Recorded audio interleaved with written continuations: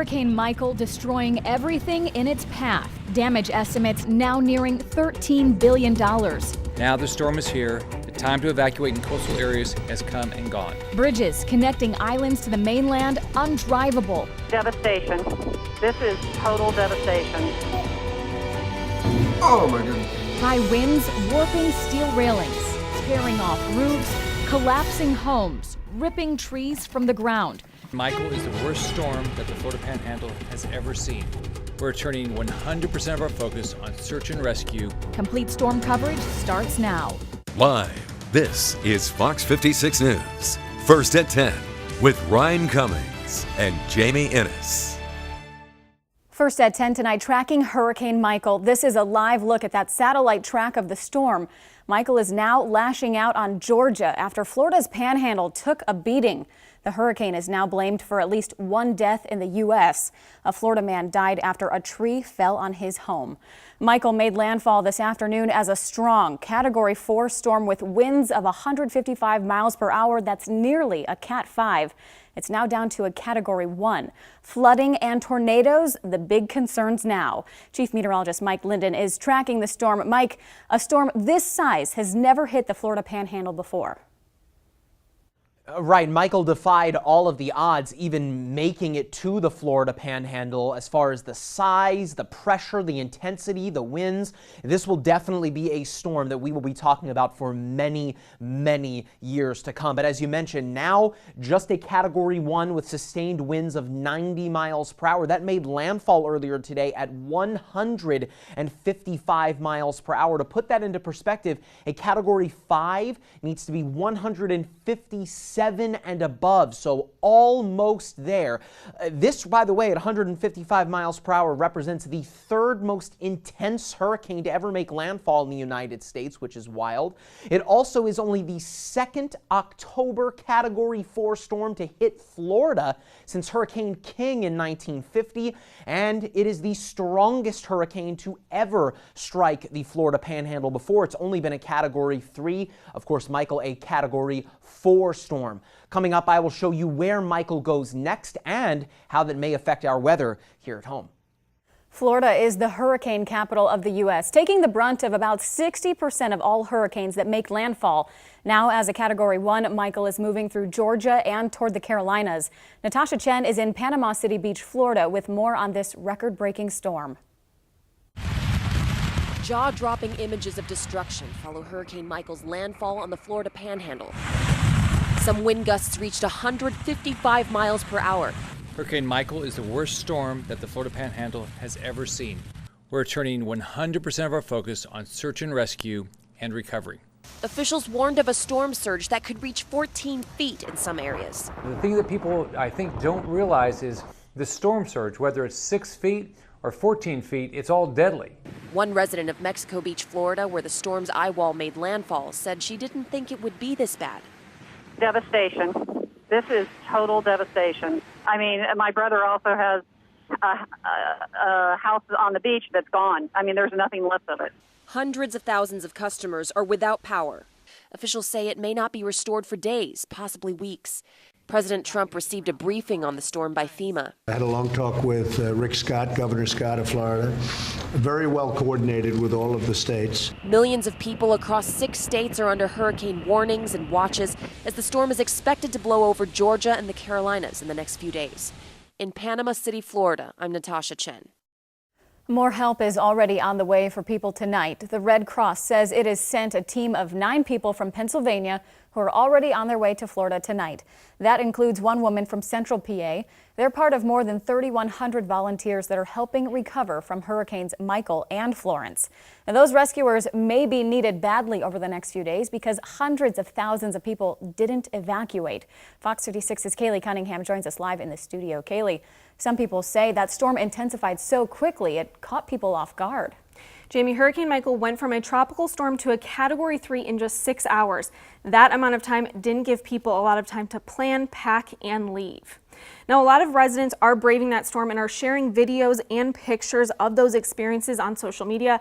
You can see some intense winds that are ripping through roofs in Panama City, as well as a Family Dollar that was completely destroyed.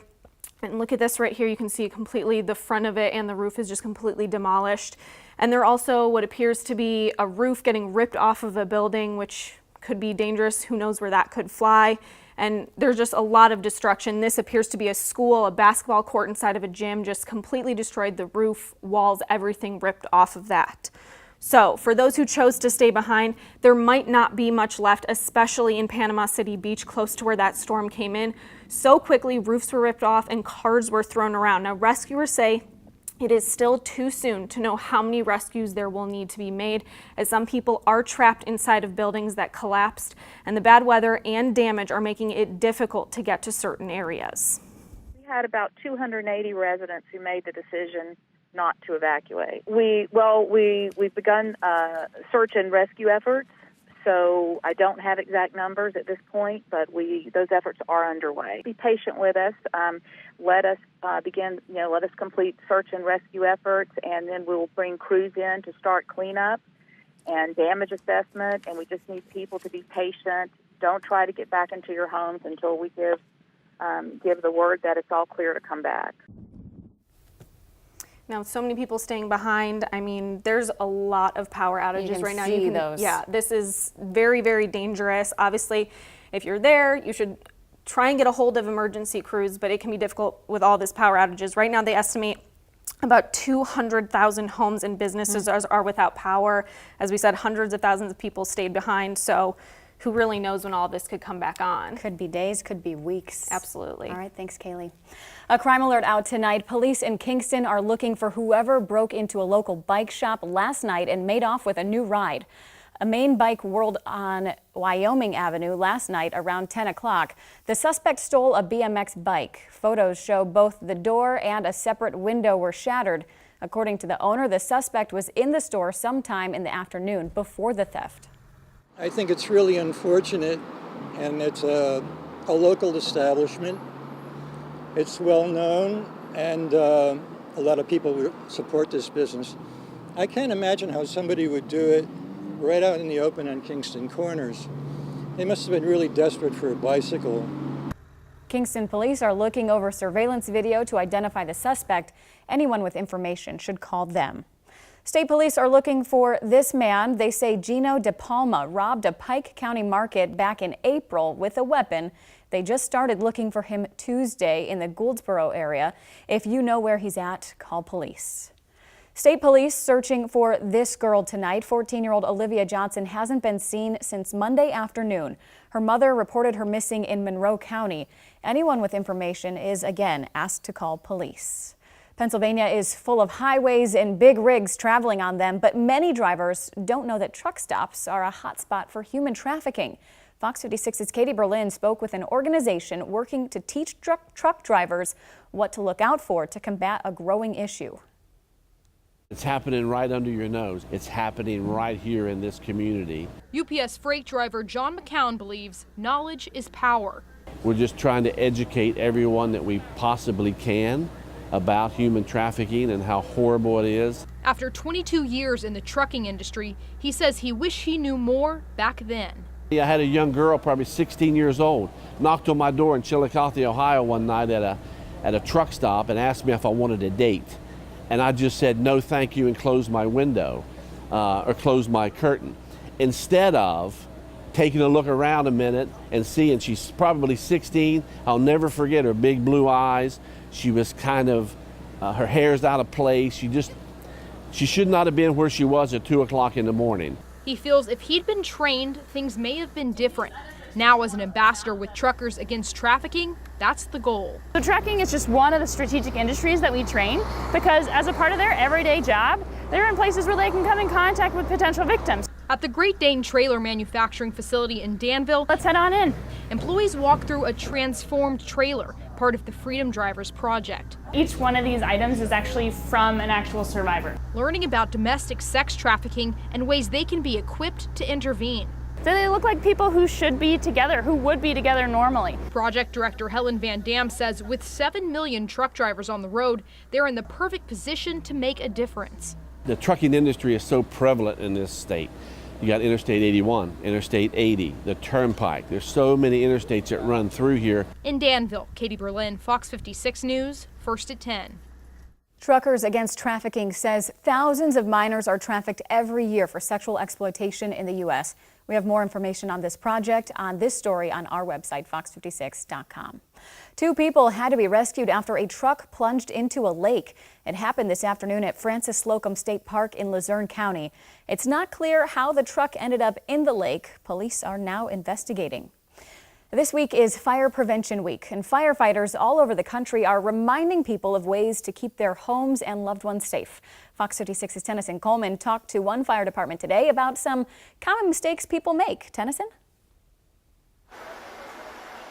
And Jamie, those mistakes could be the difference between people having to break out a fire extinguisher or even calling 911.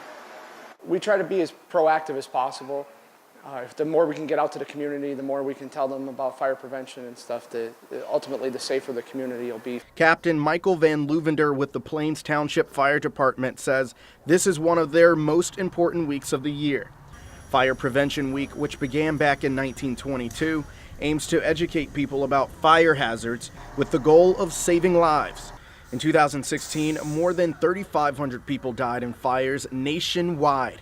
Van Luvender shared a few common mistakes people make every single day.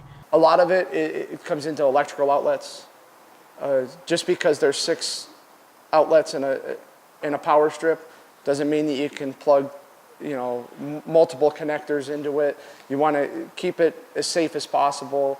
You don't want to be running your major appliances like refrigerators, stoves, toaster ovens, and everything else on microwaves off of a power strip. He adds to keep an eye on food when it's cooking, not to leave matches or lighters unattended around kids, and as we head into the fall and winter months, be sure to keep space heaters clear of things like clothes, curtains, and blankets, basically anything flammable. Children and people over the age of 65 have the highest risk of dying in a fire, but Van Luvender says these are things everyone should keep in mind. Try to teach the kids young, and as they grow up, it just becomes second nature to them. And Van Luvender says a big part of this week was going around to different schools, teaching students the basics like making an escape plan should a fire happen. Live in Master Control, I'm Tennyson Coleman for Fox 56 News, first at 10. All right, good information, Tennyson. Thank you. Luzerne County voters going against the grain, a new book highlighting their role in the 2016 presidential election. We're going to hear from the author. And forget fall, it's already starting to look like winter in some places. We'll show you where the snow is already starting to fall. Not quite here just yet, Jamie. Today hitting 80 degrees. That is way warmer than where we should be normally. But the front that brought that snow, to which we are going to talk about, is on the way here. I will show you how that front sets us up for the rest of the week coming up. And don't forget Friday Night Rivals. That's this Friday night. Kickoff at 7 on MyTV WQMY. Lakeland taking on Nanacoke.